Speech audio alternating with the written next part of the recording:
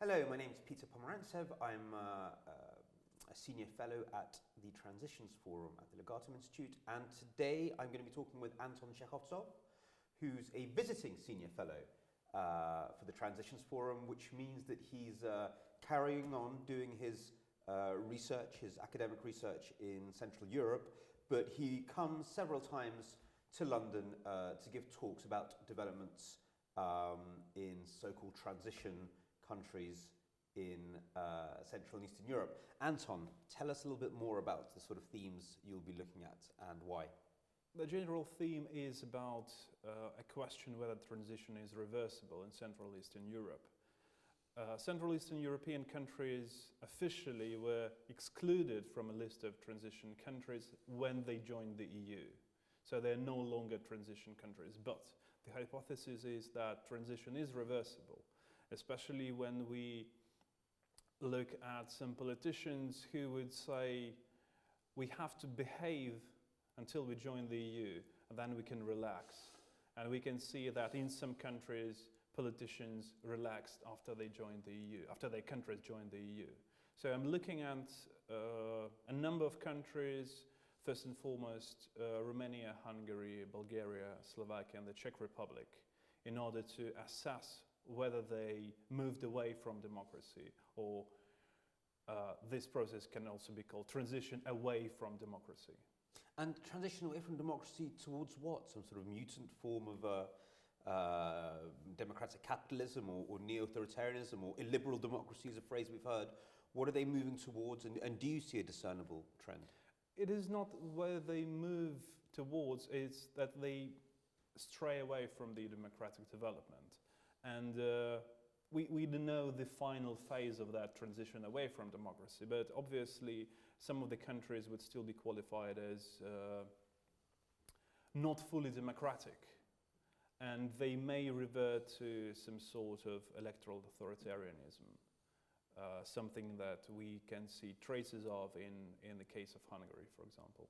Well, tell us a little bit more about Hungary, because Hungary has been perhaps most in the news about this. Or is it indeed a severe problem? I do think that this is a problem with the government of Viktor Orban that was formed in 2010. It then seemed that Viktor Orban decided there to stay, to create all the possibilities just to not lose power anytime soon.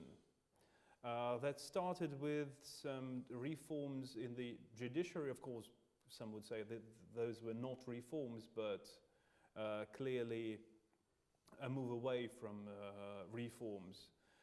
He like what? Sorry, just say what exactly happened in the judiciary. For example, the powers of the Constitutional Court were curtailed. Judiciary, the leadership in courts of different levels was taken up by sympathizers of his party or the members of his party. That's what happened with the judiciary. But I think the most important thing would be here is that he curtailed the powers of the Constitutional Court.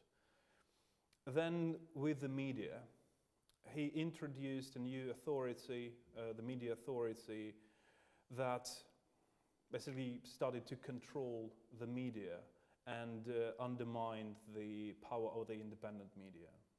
And now what we have in Hungary is we have foreign media and the media that would be under the control of the government, and a very, very small share of the remaining independent media. But what sort of levers does this authority actually use? Court decisions. They could take any media outlet to court for, say, extremism. And extremism would be interpreted very, very widely, just to the benefit of Fidesz. One example would be when one publication in Hungary called Jobbik a far-right party, which is something of a consensus in the academic world that Jobbik is a far-right party. But Jobbik took it to court, and the publication had to pay for defamation of sorts. Right, but Jobbik aren't in the government, so why would that be? Wouldn't Fidesz enjoy kicking Jobbik? One of the co-founders of Jobbik was put in a very important and significant position by Fidesz. So Jobbik has direct influence on the content of the media.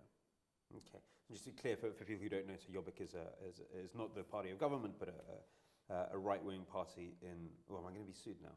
Is a neo-Nazi. No, is a generally perceived to be a far-right party in Hungary, which is rising strongly in the polls. And what about the case of Romania? Because unlike Hungary, it's very little in the news, but there's a lot of stereotypes about it. Yes, and I think most of the stereotypes are coming from the ongoing war against corruption in Romania. The reason why we hear mostly about corruption in Romania and also Bulgaria is that tackling the corruption was one of the requirements imposed by the EU for Romania and Bulgaria joined the Schengen area. So they had to create agencies in Romania and Bulgaria to tackle the corruption. And since they were working, at least in Romania, the National Directorate Against Corruption is working quite well. And all those investigations bring up scandals about corrupt politicians. So that's why we hear so much about corruption in Romania. But at the same time, I can see that Romania is doing quite well in terms of democratic development, in terms of economy. For example, it recovered quite quickly after the financial crisis of 2008-2009 because they implemented the austerity measures. Of course, the government that implemented those measures, it suffered from the setbacks, but yeah, it recovered quite quickly. The Troika was happy about the developments in the economy of Romania. So it is a different picture in Romania.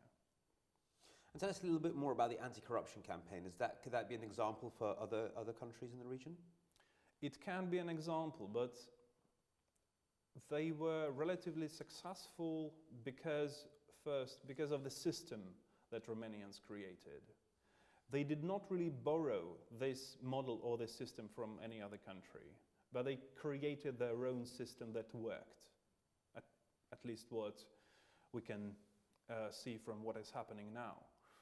I think that this model could be adopted by some other countries, for example, Bulgaria or Ukraine, but at the same time, the institutional design should be created first for the system, for the fight against corruption to be successful.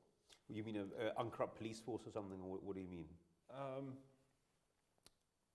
I mean that the system that was created in Romania that was not only based on the requirements of the European in terms of creating some institutions, but also because the society wanted to get rid of the corruption. So there was a huge demand from the society, from the civil society, from the NGOs, from think tanks that pushed that war against corruption. All right, Anton, thank you very much. I look forward to your next visit, and we'll be digging deeper into the question of whether transition can be reversed. Do you think it can be reversed? It obviously can be reversed, unfortunately. And what would be the consequences of that if it were reversed globally? Globally, that would weaken the EU. If some countries revert back to semi-authoritarianism or electoral authoritarianism, that would not be beneficial for the European Union as a global competing force in the globalized world.